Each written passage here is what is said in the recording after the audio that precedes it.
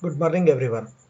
Today we are going to start fundamentals of computers or fundamentals of information technology. It is useful for everyone, especially for the one who are completed their intermediate and willing to join engineering, BTech or BE, graduation courses, traditional graduation courses, BSc, BCom, BBA or BA. Everywhere there is a computer subject called fundamentals of computers. So being a part of your curriculum, as in I'm going to explain each and every topic in detail. Let us start with our first topic. What is computer? Computer is an electronic device. We already know. So computer is an electronic device which is combination of four units called monitor, CPU, mouse as well as keyboard. If any of the device is missing, we are unable to perform some specific action. If there is no monitor, we cannot do anything. If there is no CPU, again we cannot do anything. If there is no mouse, still we can handle, but it is difficult for a beginner or the one who are not aware of how to use the keyboard in absence of mouse. So all four devices together makes a device called computer. So what is the things we are doing right now is computer is used in anywhere or in every application of the industry. It takes input from the user. Whatever we are giving is called inputs. So we call it as also as data. So once we had been given data, it processes. So it processes the given data. Once it processes the data, after processing, it generates the result. We call it as output. Okay, what we are been giving is input. What computer is giving to us is outputs. What computer is doing? Processing. So there is something called input, processing, outputs. So apart from these three, computer stores the data for future purpose. That is very key feature of the computer. So basically before computer we have calculators or some other devices. So calculator where we can do calculations, but we cannot store the data. Right? A large amount of data cannot be stored. So it stores the data for what? For future purpose. Right? Whatever the files which are important, it stores for future purpose. So it also performs mathematical calculations, like I discussed the calculator here. So it also performs mathematical calculations as well as logical calculations and all types of calculations it will performs. So computer only will be computer if it has three things basically: input device, process units as well as output device. So in the picture we are able to see monitor, CPU, mouse, keyboard. Keyboard and mouse are input devices, CPU is a processing unit, mouse is an monitor is an output device. So monitor is an output device, CPU is a processing unit, keyboard and mouse are input devices. There are many other output devices, there are many other input devices are there. We will discuss in our upcoming videos. So a computer needs three devices. One is called inputs, one is called output, and one is processing unit. So then only we call it as a computer. If one is missing, we can't call it as computer. So in the next slide, we are going to see what are the characteristics and the limitations of the computer. So computer have many advantages or characteristics. First one I can call it as its speed. Suppose that we can do calculation of 2 plus 2, 4, 220 into 140 struck, right?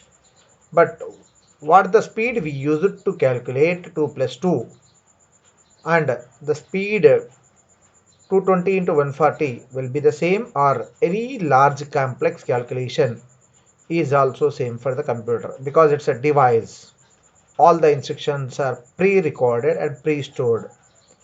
So characteristics, the first characteristic is speed. We cannot imagine the speed of the computer. It will perform millions of instructions per 1 second. Per 1 second it will perform millions of instructions. So in 1 second it will perform millions. We can do a few things like I am speaking, I am watching, and I'm doing some actions on my keyboard, and I'm thinking. There are 4 to 5 actions I'm performing, but computer can perform millions of actions in 1 second time. So the second one is called storage. A large storage is possible in computer. Large or huge amount of data storage is possible in terms of computer. We had studied from our childhood, let us say from the nursery, LKG, UKG, first class. We remember each and every chapter names? No. We remember each and every teacher name? No. We remember each and every friend? No. Even the people who had been completed their intermediate now, they studied their 10th class with 50 students, 60 students, some with 20 students. If I ask, tell me all the students' names, you may tell 5, 10. Somebody who have extraordinary memory can refer to all the names, but we all can't do. But a computer can remember each and every instruction which is being stored because it is a device operated by human being. So in terms of today's words, we can say our normal computer can store terabytes of data. So, how computer can store means in terms of bits and bytes. So what is bit, what is byte, what is meant by kilobyte, megabyte, gigabyte, terabyte, we will discuss in next sequence of videos. So the accuracy, I already said computer can perform with huge speed, unimaginable speed. So its accuracy, sir, means question of correctness. Human can do mistakes, machines can't do mistake.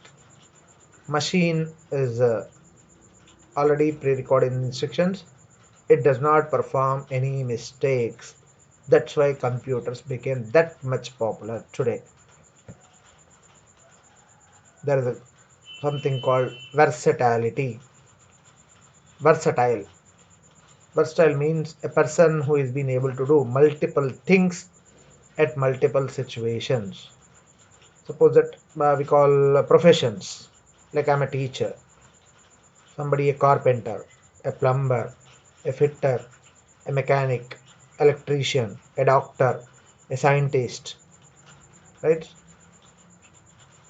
Different people have different professional tasks to do, but this computer is doing everyone's needs. It is not restricted itself to one's needs. So we call it as versatile. Means computer can be used by a student, computer can be used by a carpenter, computer can be used by musician, computer can be used by doctors, computer can be used by everyone. We are calling it as versatile machine. Then moving forward, diligence. We people do one thing for 1 hour, 2 hours, 3 hours. Suppose one class is taken for 1 hour. It's okay. Up to 40 minutes, students will sit calm, silent after 40-50 minutes. It's a psychology of human being. Some sort of freeness where if you had been restricted to sit in a class for 3 hours, 10 hours, no, first day you attend, whatever the kind of condition, second day onwards you will bunk, right? So diligence means it performs its actions irrespective of feeling called tired, and there is no concept called like humans called boring. If you give the task, it continuously performs, and it does not have a feeling called sense of feeling called boring. We say sometimes are bored, right? So these are the key important characteristics of computer. So there are some limitations also with the machine. What is the limitations? It does not have IQ, intelligence quotient we call. Like it is created by human. Na? We humans are created by God Almighty. We had been created by self-intelligence, sense, emotions, everything. But computer does not have such things. So it is always user dependent. Suppose I can say that night times computers are there in the banks. Suppose in holidays computers are there in colleges, computers there in offices. They won't do anything, right? Once you switch off the machine, until again you go and switch on the machine, they doesn't perform anything. So they are dependent on the users to perform operations. Until unless user is giving some inputs, they does not do anything.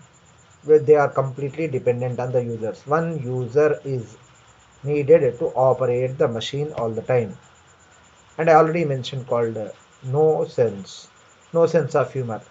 If ant is biting you, ant is biting you, or mosquito is biting you, you have a sense. Your sense indicates mosquito biting you, right? Mosquito or ant is biting you somewhere on your skin. So your sense identifies it, and your hand moves to it, and you will do something. If a computer has been there in the lab, if you hit with hand, it doesn't do anything, right? So these are some limitations of the machine.